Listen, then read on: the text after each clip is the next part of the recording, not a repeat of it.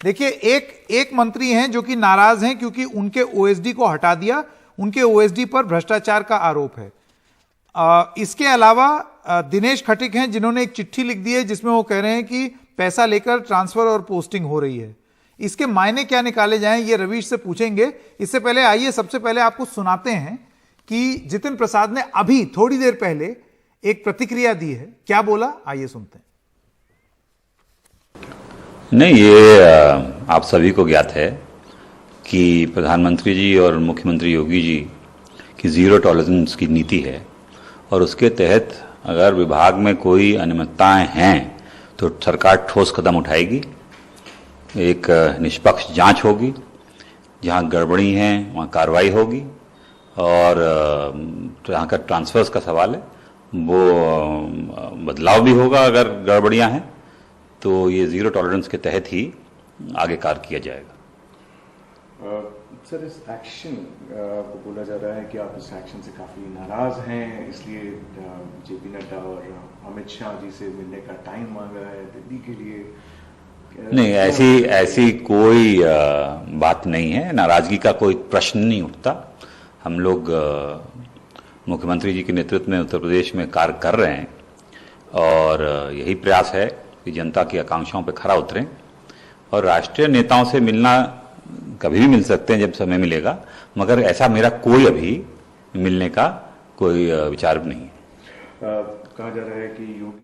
तो ये थे जितिन प्रसाद जिन्होंने अभी एक प्रतिक्रिया दे करके इस मामला, ये जो तूल पकड़ चुका है, इस मामले को शांत करने की कोशिश की है। तो इनकी तरफ से तो प्रतिक्रिया आ गई है। रवीश, आज सुबह ये कोई विषय नहीं है बोल करके जो दिनेश खटीक हैं उन्होंने भी इस बात को रफा दफा करने की कोशिश की, लेकिन उसके बाद इस्तीफे की चिट्ठी सामने आ गई।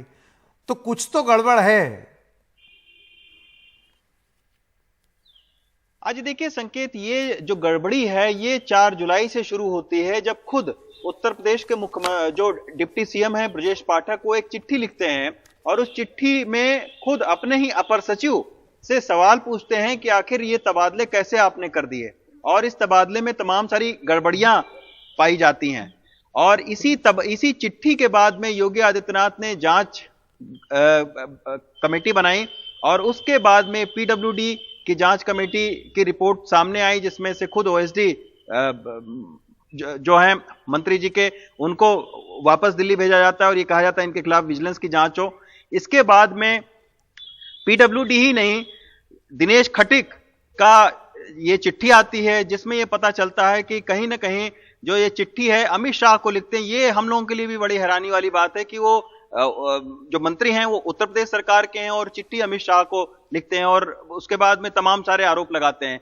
लेकिन इस पूरे जो मामले हैं उनका लबो-लुआब ये है कि तबादलों में गड़बड़ियों का एक मामला जो है संकेत, वो बहुत प्रमुख मामला है और इसी को लेकर कहीं ना कहीं ये जो 3 मंत्री हैं इनकी नाराजगी सामने आई है। जतिन प्रसाद का रिएक्शन अभी जरूर आया, वो ये कह रहे हैं कि नहीं, कोई इस तरीके की बात नहीं है।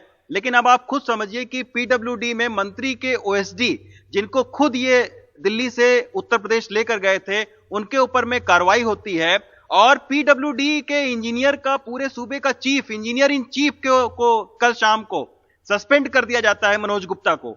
तो ये लगता है कि पूरे भ्रष्टाचार, जो तबादले का भ्रष्टाचार है, उसकी जड़ें जो है बहुत नीचे तक फैली हुई हैं।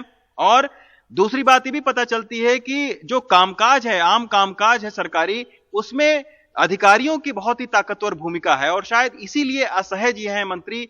यही वजह है कि जातिवाद से लेकर भ्रष्टाचार तक के इतने गंभीर आरोप दिनेश खटीक खुद की सरकार पर लगाते हैं। कोई बाहर का आदमी नहीं लगा रहा है, खुद की सरकार पर लगाते हैं। खबर यह भी है कि उन्होंने 3 दिन पहले जो संगठन मंत्री हैं लखनऊ में, उनसे भी मुलाकात करके अपनी शिकायत को कहा था, लेकिन उन शिकायत पर जब आवाज नहीं दी गई, उनकी शिकायत को एड्रेस नहीं किया गया, तब उन्होंने कल जो है वो चिट्ठी लिखी और ना सिर्फ चिट्ठी लिखी बल्कि लखनऊ छोड़कर वो मेरठ अपने घर आ गए और आज सुबह वो फिर कहीं निकल गए हैं किसी से मुलाकात करने के लिए। आज सुबह जैसा सौरभ बता रहे थे कि अब उनसे मेल मिलाप की भी संभावनाएं बनाई जा रही हैं, उनको फोन किया जा रहा है, मनाने की कोशिश की जा रही है।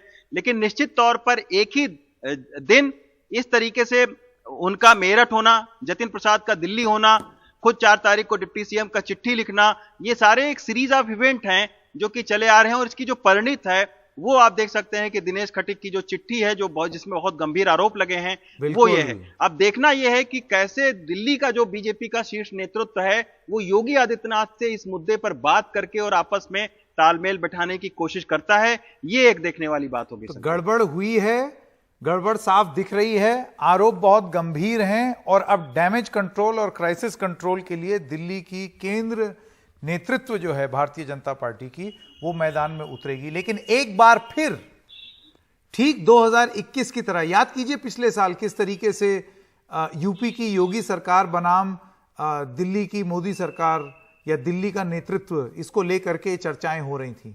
कुछ लगभग उसी इशारे पर कुछ ही महीने के अंदर अंदर वापस गाड़ी उसी दिशा में चल रही है।